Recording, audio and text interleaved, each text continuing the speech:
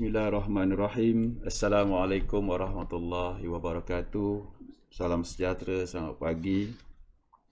Terima kasih kepada pemudah bicara majlis yang berbahagia, Datuk Muhammad Razali, Tisap Kanan Operasi, yang berusaha Puan Anita, Tisap Kanan Pembangunan, Tisap pegawai kanan bahagian pengurusan sumber manusia, warga bahagian pengurusan manusia yang saya hormati sekalian.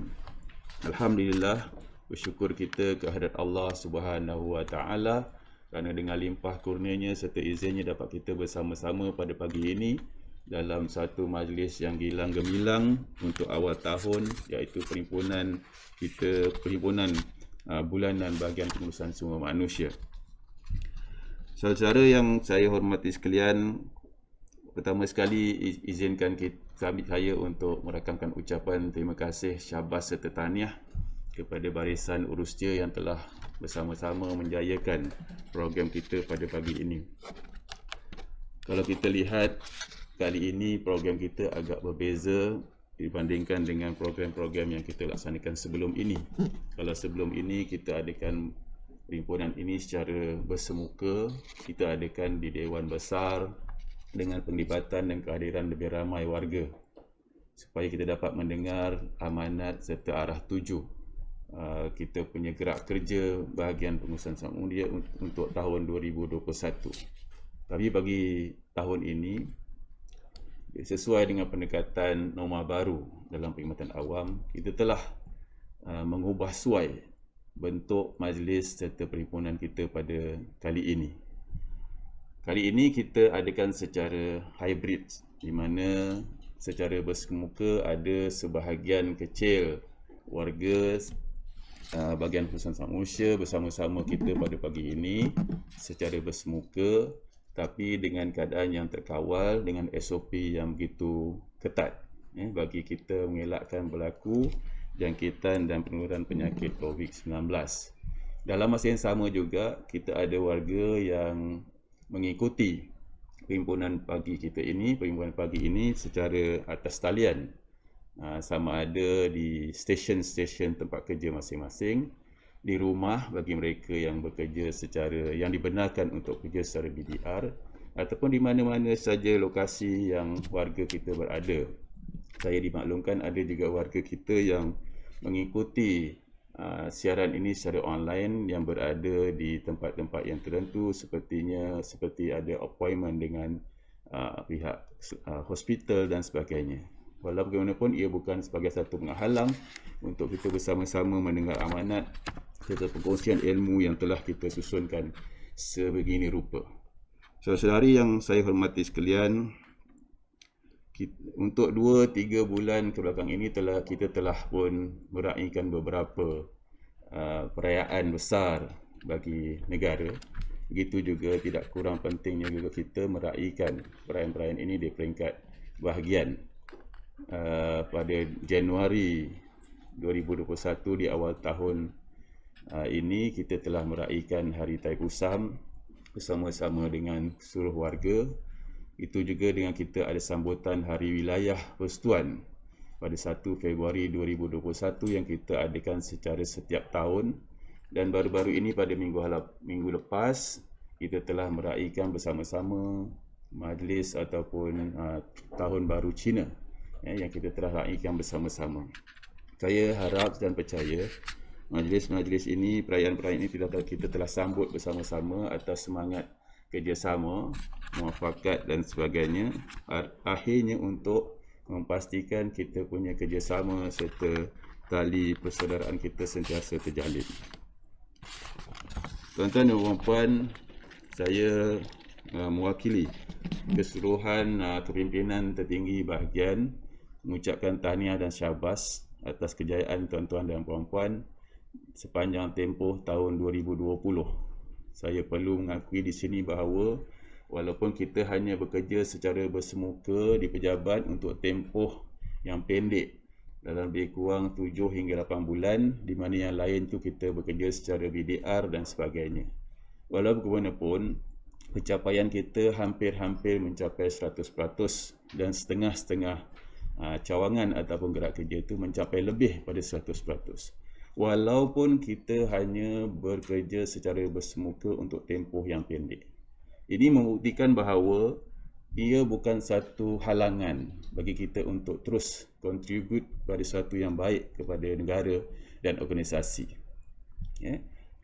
PDR ataupun PKP ini bukan suatu halangan bagi kita, tapi kita gunakan sebagai satu cabaran untuk kita terus merangka gerak kerja untuk tempoh-tempoh yang akan datang.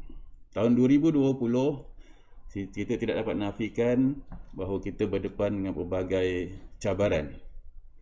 Ada setengahnya menganggapkan bahawa cabaran ini suatu yang berbentuk panik. Ada yang setengahnya panik, ada setengahnya merasa marah, ada yang rasa macam tak percaya dan stres, ada yang kadang-kadangnya hilang arah dan sebagainya pada peringkat permulaan. Sebab kita berada dalam situasi yang berbeza berbanding dengan tahun-tahun sebelum ini. Walau bagaimanapun, ia bukan sebagai satu penghalang untuk kita untuk terus maju. Kita bermula dengan didatangi dengan pandemik COVID-19. Bermula pada seawal Mac 2020. Tak pernah berlaku dalam negara kita. Malah ini juga berlaku bukan saja di Malaysia tapi juga di negara-negara lain di seluruh dunia. Ia bukan satu pandemik yang menakutkan, tapi bukan sebab untuk kita jadi panik atau mengaku kalah. Ia terbukti dalam gerak kerja kita sebagai penjawat awam, terutama sekali mereka yang berada di frontliner. Mereka telah membuktikan bahawa cabaran-cabaran itu bukan untuk diratapi, tapi sebaliknya cabaran-cabaran ini untuk kita hadapi. Kita sama-sama hadapi dalam keadaan tenang, bekerjasama atas semangat kita, jaga kita.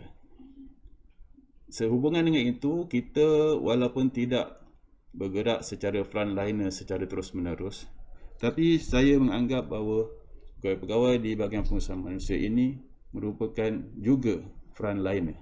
Kita adalah sebahagian dari frontliner dalam cara kita tersendiri. Kita tidak hadir ke pejabat dalam waktu-waktu yang tidak dibenarkan bekerja dan sebagainya merupakan salah satu perkara yang kita boleh anggap sebagai frontliner. Kita telah membuktikan kita memberi sumbangan terus kepada penurunan kadar COVID-19 di negara ini. Diikuti dengan keadaan pertukaran kerajaan dan sebagainya. Bukan suatu halangan bagi kita, bukan suatu yang negatif bagi kita, tapi kita anggap sebagai cabaran di mana sebelum ini tidak berlaku di negara kita pertukaran yang sedemikian rupa. Walaupun bagaimanapun kita dapat tangani secara bijak. Kerajaan telah dapat tangani secara bijak. Pertukaran kuasa serta pertukaran kerajaan ini berjalan secara lancar. Ia bukanlah sesuatu yang biasa di negara sebelum ini, tapi kita dapat tangani. Itu semua merupakan salah satu usaha kerajaan dan salah satu entiti dalam kerajaan ialah kita sebagai penjawat awam. So kita ada saham dalam menentukan kelancaran serta kestabilan negara pada ketika itu. Begitu juga kita diketengahkan dengan pelbagai situasi di mana berlaku berita-berita yang kurang enak di kalangan penjawat awam. Ada di kalangan rakan-rakan kita sebagai penjawat awam telah kecundang dalam berdepan dengan isu-isu integriti dan amanah. Sesungguhnya mereka yang terbabit dengan isu-isu integriti, amanah, amanah dan rasuah ini merupakan bilangan yang kecil, minoriti. Tapi oleh kerana minoriti itulah yang menyebabkan nama perkhidmatan awam keseluruhannya menjadi buruk. So kita perlu berani untuk mengenepikan mereka-mereka ini, mereka yang terlibat dengan penyalahgunaan rasuah dan sebagainya, supaya mereka tidak akan jadi duri dalam daging ataupun menjadi nila yang merosakkan susu sebelang. Tuan-tuan dan puan-puan, perjalanan kita jauh ke hadapan untuk tahun 2021 ini. 2021 ini cabarannya makin besar. Walaupun sejarah serta pengalaman kita tahun 2020 banyak membantu kita untuk menuju ke arah yang lebih baik. Antara cabaran-cabaran yang kita telah kenal pasti untuk tahun 2021 ini ialah kemungkinan akan berlakunya ledakan pandemik gelombang ketiga. Kita telah rasai pada awal-awal tahun 2021 ini angka yang positif COVID-19 ini begitu mendadak peningkatannya. Okey, itu merupakan cabaran bagi kita. Sehinggalah kerajaan terpaksa memperkenalkan satu yang kita agak baru ketika ini, iaitu proklamasi darurat. Berbagai persepsi timbul bila kerajaan perkenalkan tentang proklamasi darurat ini. Ada yang menganggap macam terbayang peristiwa peristiwa 13 Mei, isu darurat, komunis dan sebagainya. Sebenarnya telah diterangkan sejelas apa yang dimaksudkan dengan proklamasi darurat ini, sehingga rakyat tidak perlu panik. Sebaliknya perlu bekerjasama menuju ke arah supaya kita sama-sama dapat membenteras COVID-19 ini. Sehubungan itu juga beberapa langkah kita telah ambil untuk memastikan supaya organisasi, terutama sekali bahagian klinik ini, dapat mendepani cabaran dengan lebih positif serta berjaya sepenuhnya. Pertama yang berkaitan dengan pembudayaan norma baru, budaya kerja perkhidmatan awam. Mulai Mei 2020, kerajaan telah perkenalkan budaya norma baru kerja perkhidmatan awam sesuai dengan PKP dan sebagainya. Sehingga kita perkenalkan berbagai pendekatan digitalisasi perkhidmatan awam dan sebagainya. Wadah yang kita ada pada pagi ini merupakan salah satu kaedah mendigitalisasikan perkhidmatan awam. Kalau dahulu ia merupakan satu yang luar biasa bila kita berjumpa, berkomunikasi secara digital. Kita lebih suka berjumpa, berbincang secara fizikal. Tapi sekarang ia telah menjadikan norma baru. Kita tak ada ruang untuk balik kepada norma asal. Sebaliknya kita perlu melangkah lebih jauh untuk menerajui norma baru. Lebih-lebih lagi bagi mereka yang lebih positif, proaktif, kita telah memikir tentang norma terbaik. Bukan lagi norma baru tapi norma terbaik. Kita kena anticipate, menjangkakan kemungkinan-kemungkinan yang berlaku pada masa-masa akan datang. Yang kedua, kita juga telah mengenalkan perkara-perkara yang berkaitan dengan integriti dan amanah. Sebab kita faham dalam keadaan pandemik sekarang ramai yang tertekan dan sebagainya. Ada unsur-unsur tertentu yang menggalakkan ataupun menjadikan pegawai-pegawai awam ini terjerumus kepada kancah-kancah tidak berintegriti dan amanah. Ya. Jadi kerajaan telah perkenalkan supaya kita masing-masing kita kena jaga kita kena jaga organisasi kita dan sebagainya. Kena ambil tahu, kena ambil peduli dan perkemaskan sistem. Ambil tahu makna kalau kita dalam keadaan tertentu, kita kena lihat sejauh mana perkara-perkara yang melibatkan integriti dan amanah ini berlaku di dalam negara ini. Okey.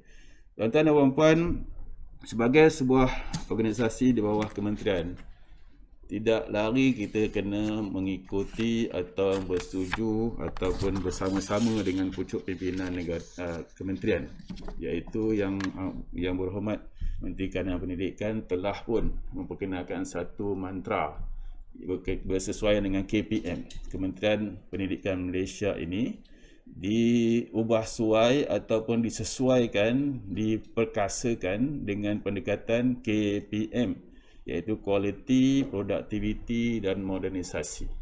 Dalam perhimpunan bulanan yang tahun lepas, yang buat Menteri Kanan telah menyatakan perkara ini dan minta supaya perkara ini dijadikan sebagai kita punya pendekatan mantra dan sebagainya. Bagaimana kita nak mendapati keadaan ini? Yang pertama, semua surat-surat yang berkaitan dengan yang buat menteri perlulah diambil tindakan yang segera. Tak semestinya daripada pejabat menteri, tapi juga surat-surat daripada klien, kita punya pelanggan, kita punya rakan-rakan yang berurusan kita. Perlu diambil tindakan segera supaya tidak berlaku kelewatan dan sebagainya. Kemudian yang kedua ialah konsep until the last mile.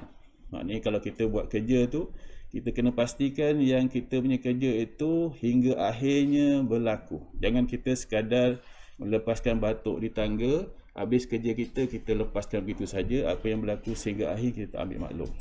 Kita kena pastikan until the last mile. Yang ketiganya, kualiti menjawab parlimen. Selalu disebut dalam mesyuarat-mesyuarat supaya jawapan-jawapan parlimen kita ada kualiti yang tertentu sesuai dengan pendekatan kita. Yang keempat, budaya integriti dan rasuah ini perlu tangani secara bijak. Selalu kena faham bahawa integriti ni bukan sesuatu yang perlu kita ambil ringan. Kita perlu titik beratkan integriti supaya kita berada di landasan yang betul. Selain daripada kualiti, kita juga Menteri Kanan Pendidikan juga mentengahkan tentang produktiviti. Produktiviti ni of course lah kita faham, iaitu output dengan input. Kalau kita dapat kekalkan output tapi dapat kurangkan inputnya, kita sudah ada dalam tahap integriti, tahap produktiviti yang tinggi. Kesegeraan dan tindakan juga melambangkan produktiviti. Dalam hal ini ada beberapa buku yang boleh kita jadikan sebagai rujukan. Antaranya ialah buku tentang 8 Habits from Effective to Greatness. Ini yang terbaru. Sebelum ni Stephen Covey mengenalkan buku tentang 7 Habits. Tapi yang terbaru ni dalam 2-3 tahun yang lepas ada 8 Habits, tambahan pada 1. Saya menyeru supaya rakan-rakan kita dalam bahagian Pengurusan Sumber Manusia ni ambil sedikit masa untuk membaca buku-buku ini. Tak perlu baca daripada word to word, tapi mendapatkan gist serta iktibar yang kita dapat kongsi bersama. Selain daripada buku-buku itu, saya juga ada perkenalkan berbagai buku-buku lain yang ringkas, ringan dan sebagainya. Contohnya buku Who Moved My Cheese, kemudian diikuti dengan I Move Your Cheese, dan Our Iceberg is Melting dan sebagainya. Perkara-perkara ini perlu dibaca supaya kita jadikan sebagai iktibar kita pada masa-masa yang akan datang. M yang ketiga ialah modernisasi. Bagaimana kita nak melangkah ke arah modernisasi sesuai dengan alam digital ini. Kita dapat melaksanakan tugas-tugas Pengurusan Sumber Manusia ke arah digitasi dengan kaedah-kaedah yang kita sendiri. Ianya dapat menjimatkan dari segi kos, masa dan mengurangkan kesilapan-kesilapan yang sering berlaku. Tuan-tuan dan puan, untuk kita faham lebih detail tentang modernisasi ini, elok rasanya kita ambil sedikit masa untuk bersama-sama kita melihat video mengenai pendigitalisasi ini. Silakan. Dalam membudayakan norma baru, penggunaan perkhidmatan digital mampu melancarkan lagi urusan seharian kita. Ikuti contoh Adam mengadaptasi norma baru di tempat kerja. Sebelum memasuki bangunan, dia menggunakan aplikasi MySejahtera untuk membuat penilaian kesihatan kendiri bagi memastikan dirinya berisiko rendah dan mendaftar masuk ke lokasi. Kemudian, dia merekodkan kehadirannya di portal SpotMe. Di dalam lift, Adam dan pegawai-pegawai lain berdiri mengikut penjarakan fizikal yang betul. Sebelum ke mesyuarat, Adam menyemak dokumen yang diperlukan menerusi sistem DDMS.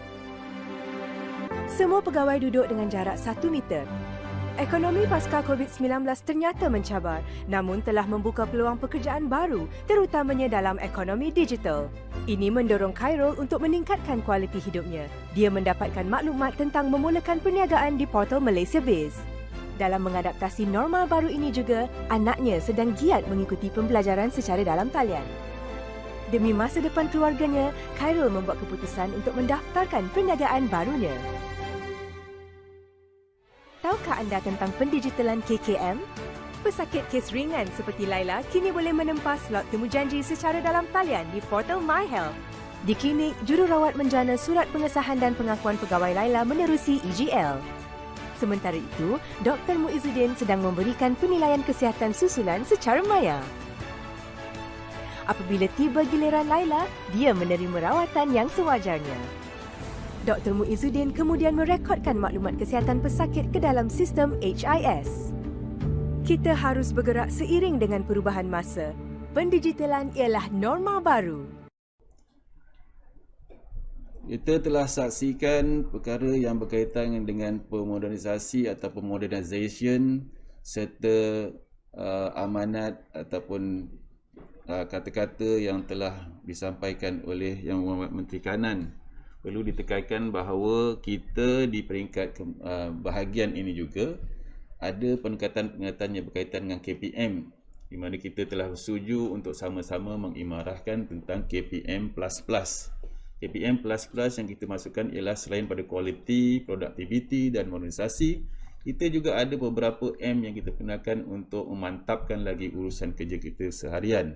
Yang pertama yang berkaitan dengan muafakat. M yang pertama ialah muafakat. Kita perlu bermuafakat sesuai dengan kita punya cogan kita. Kebersamaan ini tiada akhirnya.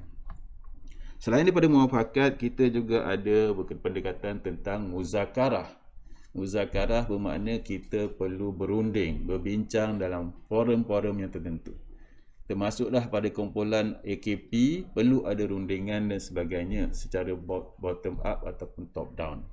Selain daripada muzakarah, kita juga menggalakkan mesra pelanggan. Tak kiralah siapa pelanggan kita perlu mesra. Mesra bukan semata-matanya kita senyum saja, tapi perlulah didatangi dengan layanan yang baik serta mereka mendapat hasil yang mereka kehendaki.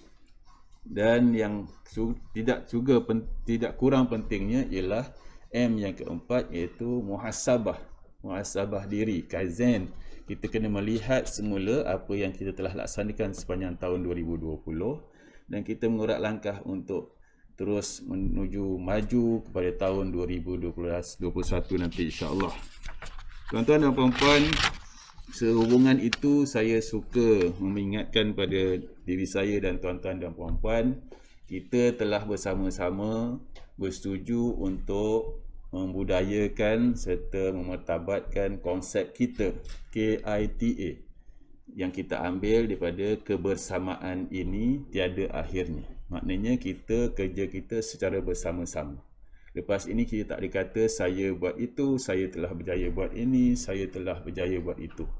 Yang kita boleh pentingkan sekarang ni ialah kita telah berjaya. Kita yang kedua bermaksud kita ikut tanpa alasan. Kita didatangi atau dibekalkan dengan peraturan-peraturan, garis panduan, undang-undang dan sebagainya. So kita ikut tanpa banyak sangat alasan. Kalau banyak alasan, banyak kerja-kerja kita yang tak dapat dilaksanakan sepenuhnya. Walaupun ini bukan suatu halangan untuk kita berbincang.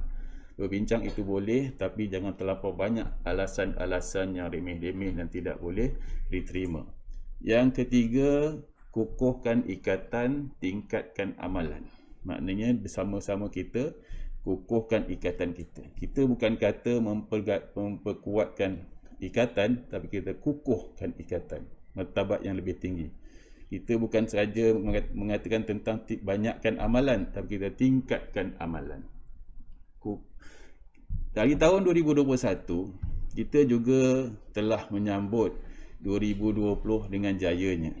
Iaitu pendekatan kita itu telah mula meresap dalam sanubari warga BPSM keseluruhannya. Untuk tahun 2021, kita telah bersetuju untuk mengenakan satu lagi pelengkap kepada kita, iaitu satu. Dengan penuh ungkapannya ialah kita satu. Satu itu kita ambil daripada akronim ataupun gabungan beberapa pendekatan. Yang pertama ialah sampai akhir tetap utuh. Maknanya kebersamaan ini tiada akhirnya, sampai akhir tetap utuh. Sampai bila-bila pun kita bersama-sama. Satu yang kedua ialah satu azam, tekadkan ukhuwah. Maknanya kita bersama-sama berazam untuk tekadkan ukhuwah kita. Persamaan dan kekitaan kita perlu dibangkitkan, diterapkan supaya menjadi mantap sampai bila-bila.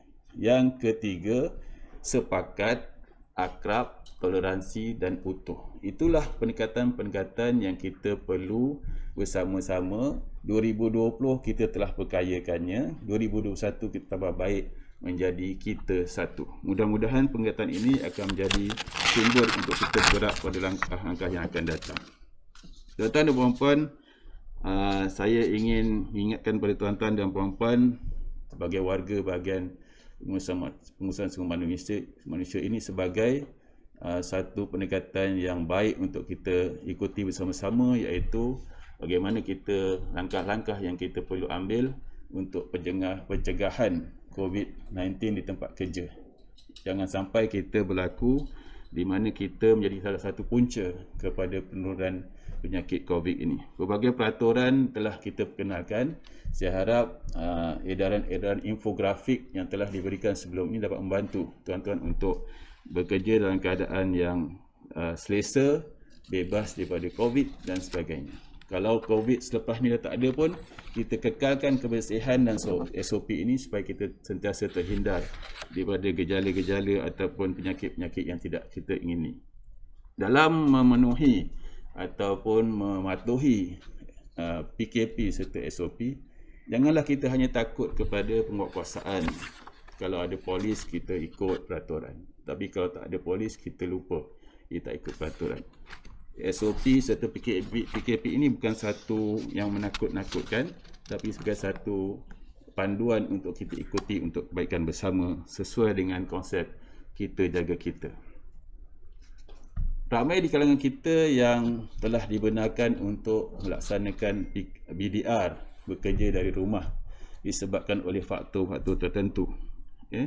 Jadi kita kena faham bahawa BDR ini bukan hak kepada semua pegawai. BDR ini adalah keistimewaan yang diberikan pada kerajaan untuk mereka yang tertentu sesuai dengan alasan, syarat dan sebagainya. Tuan-tuan dan puan-puan, kita kena ingat bahawa ada segelintir rakan-rakan kita yang terbabit dengan penyalahgunaan ataupun salah guna kemudahan BDR ini. Ada yang mereka yang tahu tapi sengaja melanggar. Ada berlaku di mana KPPA sendiri menegur, berlaku keadaan di mana pegawai-pegawai yang diluluskan BDR itu telah berada di tempat-tempat yang tidak sepatutnya berlaku. Kalau ikut BDR, peraturannya pegawai perlu berada di rumah dan boleh dihubungi atau datang ke pejabat pada bila-bila masa diperlukan. Walaupun bilangannya yang terlibat ini adalah kecil, tapi ia melibatkan imej pemerintahan awam. Walaupun seorang yang melakukan, tapi masyarakat akan kata pegawai awam telah salah guna BDR dan sebagainya. So saya menyeru kepada tuan-tuan dan puan untuk sama-sama kita melihat peraturan serta garis panduan BDR yang telah kita keluarkan dan patuhi sepenuhnya BDR yang telah kita kenalkan. Tuan-tuan dan puan, untuk tujuan itu elok rasanya kita berkongsi satu dapatan video klip ataupun rakaman yang telah dibuat oleh KPA mengenai perkara ini. Silakan. Sewaktu PKP Mac lalu adalah pada musim cuti sekolah, ramai ibu bapa berada di kampung dan kebanyakannya tidak dapat kembali untuk bekerja di rumah. Tapi dalam keadaan sekarang ni, bila mana PKP yang terbaru ni diumumkan pada 11 Januari, dia bukan musim cuti sekolah. Tetapi ada juga, kita kena betul susah juga lah, ada juga yang mengambil kesempatan untuk lari. Jadi kita minta ke semua ketua jabatan sebenarnya untuk buat random check. Kadang-kadang telefon tanya di mana, tunjukkan dia geografi, dengan dia punya location kat mana. Kita ada, itu cara-cara dia. Kita tanya kat mana, tunjuk gambar kat keliling, WhatsApp call, video call. Ini tugas-tugas ketua jabatan masing-masing untuk memastikan dia awam ni berada di stesen mereka. Because kita ni pada bila-bila masa kita boleh arahkan mereka kembali ke pejabat. Dia bukannya bercuti, Cik Ismail. Dia masih bertugas, tapi ditugaskan di rumah. Beliau berkata demikian dalam program Bicara Naratif Norma Baharu Perkhidmatan Terbitan RTM bagi memastikan pejabat awam berada di kediaman masing-masing dan boleh segera hadir bertugas apabila diminta ketua jabatan. Beberapa kaedah seperti menunjukkan lokasi keberadaan mereka dan membuat panggilan video turut digunakan. Bekerja dari rumah BDR merupakan perubahan baharu dalam persekitaran cara bekerja sektor awam. Namun meskipun pejabat awam dibenarkan berbuat demikian, ketua jabatan pada bila-bila masa boleh mengarahkan mereka hadir bertugas di pejabat. Tuan-tuan dan puan, kita telah mendengar secara terus amanat ataupun penerangan serta harapan daripada KPA tentang perkhidmatan awam. Dalam hal ini, saya ucapkan tahniah kepada barisan urusia yang terlibat dalam urusan mengunjungi rakan-rakan kita, warga BPSM di rumah-rumah sepanjang mereka berada di BDR. Walaupun pada peringkat awal kita dicemuh, kita dikutuk, mereka mengata dan sebagainya mengenai tindakan kita, tapi alhamdulillah lama kelamaan mereka telah boleh menerima hakikat ini. Sesungguhnya yang kita lakukan ini bukanlah kehendak kita sahaja semata-mata, tapi atas arahan pucuk pimpinan kita untuk pastikan pegawai-pegawai yang dibenarkan untuk PDR benar-benar melaksanakan peraturan serta garis panduan yang telah digunakan dalam PDR. Pendekatan ini bukan sahaja satu pendekatan, kita ada serampang tiga mata, di mana kita mengunjungi rakan-rakan kita di rumah untuk bertanya khabar. Mereka di rumah ni selalunya stres dalam keadaan sebagian kita bertanya khabar.